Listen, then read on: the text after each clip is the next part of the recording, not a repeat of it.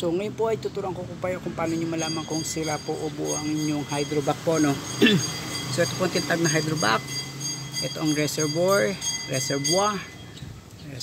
ano, depende o minsan reservoir bigkas nila dyan. Ito po ang clutch ay brake master po, no? So wag po kayo malilito na baka itong isipin yung brake master, ano. Lagi nyo pong isipin na yung tao nakaharap po doon. So ito yung kanang paa nyo, so ito yung kaliwang paa nyo.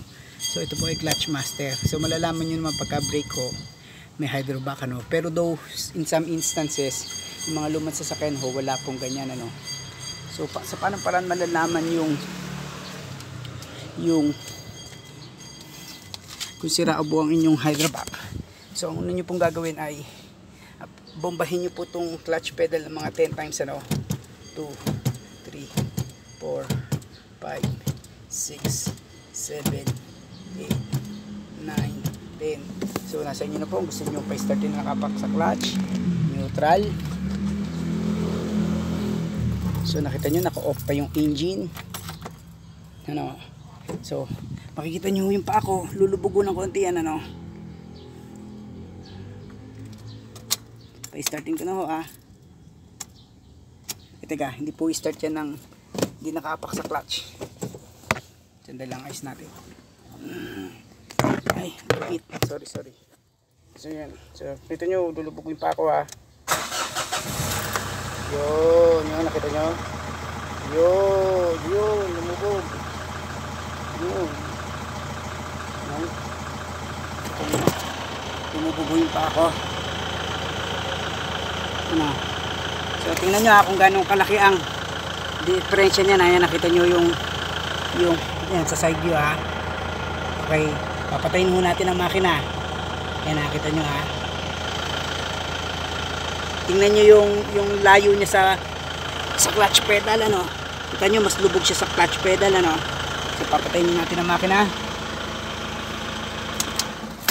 So bibitawan ko yung preno, bubombahin ko uli hanggang sa maubos yung vacuum.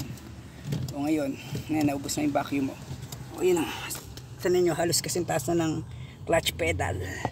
Yun, diba, halos magkasintaas na sila, no. So pa-startin ko uli. Yan, din ho ako nyan. Hindi ito i-start ho ng hindi nakadin sa clutch pedal. So tingnan nyo maigi. Yan, nakita nyo, bumomba ako mga 10 times. Start.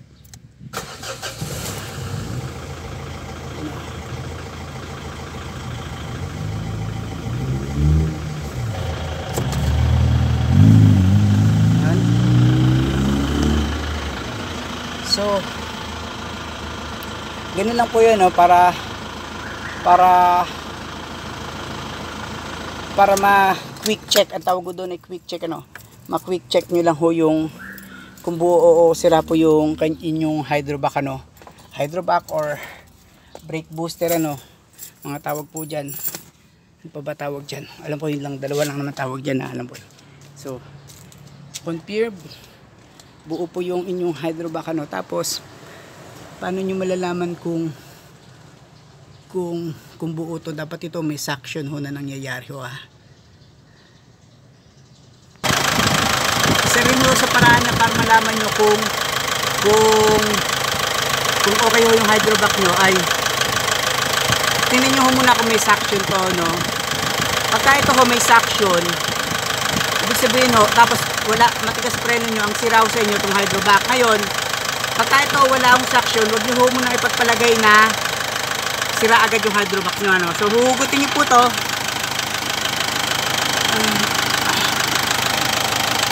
Hugutin nyo po yan. Tagawa. So hugutin nyo po to, no. Ayan, you know.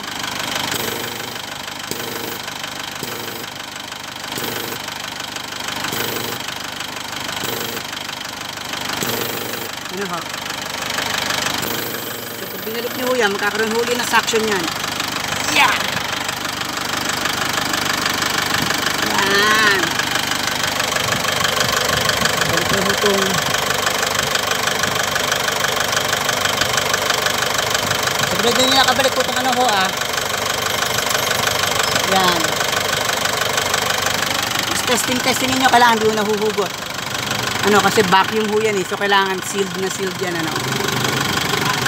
Tapos, testingin nyo. Itong malambot ho. Dapat siya malambot. Yan. Ano. So, ganun lang po yun. Para malaman nyo kung okay ang inyong preno. Napaka-importante ko ng preno. Dapat po yan lagi nyo pong chinecheck, ano.